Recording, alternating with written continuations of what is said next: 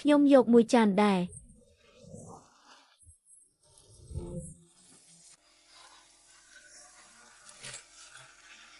លុយដំបង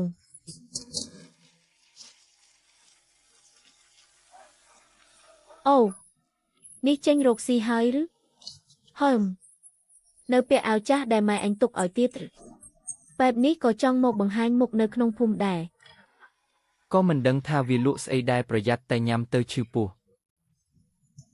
ខ្ញុំផឹកទៅឃើញថាឆ្ងាញ់តើបងស្រីជូចង់សាកមួយចានដែរទេទើបតែចេញទៅបានប៉ុន្មានថ្ងៃសោះក៏ចាប់ផ្ដើមដើរលក់អីវ៉ាន់បាត់ទៅហើយមនុស្សនៅក្នុងភូមិពិតជាហ៊ានទិញមែនលក់បានប៉ុន្មានប្រហែលជា7 ឬ 8កាក់ប៉ុណ្ណឹងមិនបានច្រើនប៉ុន្មានទេថ្ងៃនេះ7 8កាក់ចុះថ្ងៃស្អែកដីមួយកន្លែងនោះមិនអាចឲ្យវានៅបន្តទៀតបានទេថ្ងៃដំបូងចំណូលបាន8កាក់ចំណាយថ្លៃអំបិលពាក់កណ្ដាលកាក់សងចាន2បន្ថែមទៀតចំណេញបាន8កាក់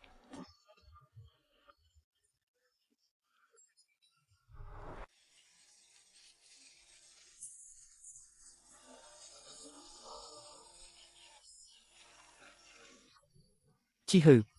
ខ្ញុំមកជួយភ្ជួរដីឲ្យអញហើយម៉ែខ្ញុំនិយាយថាមនុស្សក្នុងគ្រួសារតែមួយមិនបាច់គិតច្រើនទេឯងម្នាក់ឯងខ្លាចធ្វើមិនទាន់បងតានីវចេះប្រើច្បាប់ដែរឬកុំនិយាយលេងខ្ញុំធ្លាប់ជួយភ្ជួរដីត្រង់កន្លែងមានមនុស្សបន្តិចទៅដីរឹងពេកខ្ញុំម្នាក់ឯងធ្វើមិនរួចទេកន្លែងនោះទុកសិនទៅខ្ញុំជួយធ្វើនៅខាងនេះសិនមិនបាច់ទេខាងនេះខ្ញុំធ្វើខ្លួនឯងបានភ្ជួរដីរឹងនោះសិនទៅចាំនិយាយគ្នាទៀត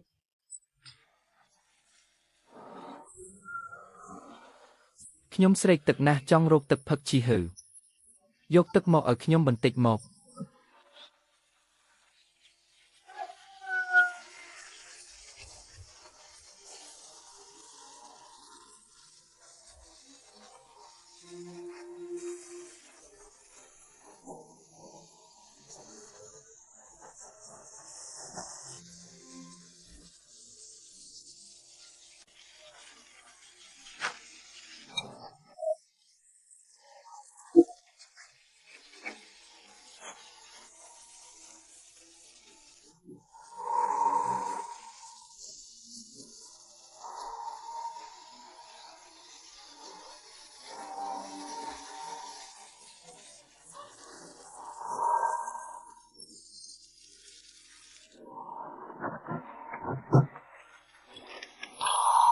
របស់នេះញ៉ាំទៅត្រជាក់ខ្លួនណាស់ជាបន្លែល្អបើបងចង់ញ៉ាំយកខ្លួនឯងទៅ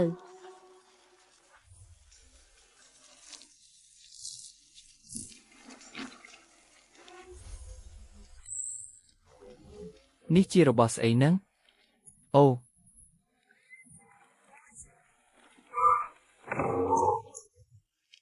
បងតានីវបងកាត់អីហ្នឹងមិនអីទេខ្ញុំទៅសិនហើយគាត់មិនអីទេមែនទេមិនអីទេញ៉ាំទៅត្រជាក់ខ្លួនដើរលេងបន្តិចទៅក៏បាត់ហើយកាត់អីហ្នឹងអញទៅទីនោះដីយ៉ាងម៉េចហើយអីវ៉ាន់យ៉ាងម៉េចហើយម៉ែខ្ញុំឈឺពោះណាស់ម៉ែប្រាប់ហើយថាអាស្រីម្នាក់នោះចិត្តអាក្រក់ណាស់វាឲ្យឯងញ៉ាំស្អីគ្រាន់តែជាបន្លែព្រៃមួយក្តាប់តូចវានិយាយថាជួយឲ្យត្រជាក់ខ្លួនល្អណាស់ហ៊ានធ្វើបាបកូនប្រុសអញផង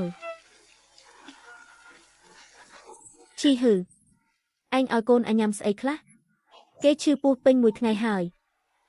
លោកមីងបងតានីវមកទីនេះថ្ងៃនេះគាត់និយាយថាចង់មកជួយភ្ជួរដីដោយខ្លួនឯងតើជួយភ្ជួរដីឲ្យអញហើយឯងនៅធ្វើបាបគេទៀតបងស្រីវាងនៅទីនេះដែរគាត់ឃើញរឿងគ្រប់យ៉ាងបងស្រីវាងថ្ងៃនេះបងតានីវនៅក្នុងចំការខ្ញុំបង្ខំឲ្យគាត់ញ៉ាំអីមែនទេអត់ទេចានដាក់នៅទីនោះគាត់លូកយកខ្លួនឯងតើលោកមីងខ្ញុំដាក់បន្លែត្រជាក់នោះនៅក្បែរចង្ក្រានបាយហើយនិយាយថាបើចង់ញ៉ាំគឺយកខ្លួនឯងគាត់យកមកញ៉ាំដោយខ្លួនឯងបើញ៉ាំច្រើនពេកធ្វើឲ្យឈឺពោះតើមកបន្ទោសខ្ញុំយ៉ាងម៉េចឯងជួយនិយាយការពារមនុស្សក្រៅអ្វីដែលខ្ញុំនិយាយគឺជាអ្វីដែលខ្ញុំបានឃើញអ្នករាល់គ្នាជួយរកយុត្តិធម៌ឲ្យខ្ញុំផងមីក្មេងម្នាក់នេះចិត្តអាក្រក់តាំងពីតូចធ្វើឲ្យម៉ែស្លាប់អស់ឥឡូវចង់មកធ្វើបាបក្មួយប្រុសខ្លួនឯងទៀតលោកមីងសម្ដីនេះមិនមែនលោកមីងនិយាយលើកទី1ទេម៉ែខ្ញុំស្លាប់ដោយសារជំងឺអ្នកភូមិណាដែលថាមិនដឹងលោកមីងមកទីនេះថ្ងៃនេះដើម្បីនិយាយរឿងនេះឬ